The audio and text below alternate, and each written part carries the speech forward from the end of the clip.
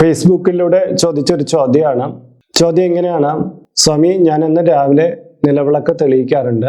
വൈകുന്നേരം എത്തുമ്പോൾ വളരെ വൈകിപ്പോകും. അതുകൊണ്ട് വൈകുന്നേരങ്ങളിൽ നിലവിളക്ക് തെളിയിക്കാറില്ല.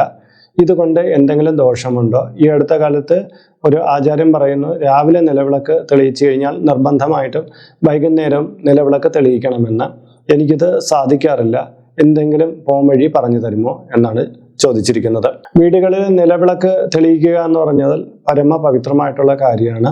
ഭഗവതിയുടെ കടാക്ഷം പൂർണ്ണമായിട്ട് നമുക്ക് ലഭിക്കാനും വീട്ടിൽ ഐശ്വര്യം നിറയാനും ഇത് കാരണമാകുന്നുണ്ട്.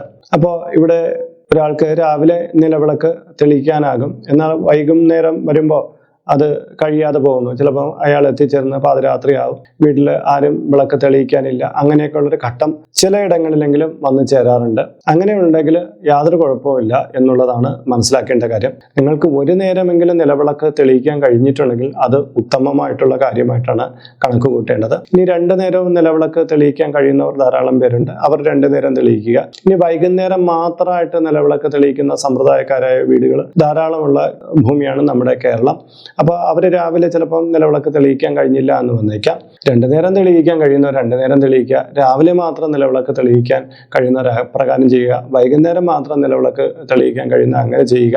എങ്ങനെയായാലും നിങ്ങൾ ഭക്തി പുരസ്സരം ഇത് ചെയ്തു കഴിഞ്ഞാൽ നിങ്ങൾക്ക് വളരെ നേട്ടങ്ങളുണ്ടാകും. ഇനിയിപ്പോൾ രാവിലെ തെളിയിച്ചു വൈകുന്നേരം തെളിയിക്കാൻ കഴിഞ്ഞില്ല എന്നുള്ളതൊക്കെ കൊണ്ട് ഈശ്വരകോപം കിട്ടുമെന്നൊന്നും ആരും കരുതണ്ട. അങ്ങനെയൊക്കെ പറഞ്ഞിരുന്നത് ആചാര്യന്മാര് തെറ്റിദ്ധാരണാജനകമായിട്ടുള്ള കാര്യങ്ങൾ നിങ്ങളിൽ അടിച്ചേൽപ്പിക്കുന്നതാണ്. ഇതുകൊണ്ടൊന്നും യാതൊരു ദോഷവും ഇല്ല കേട്ടോ.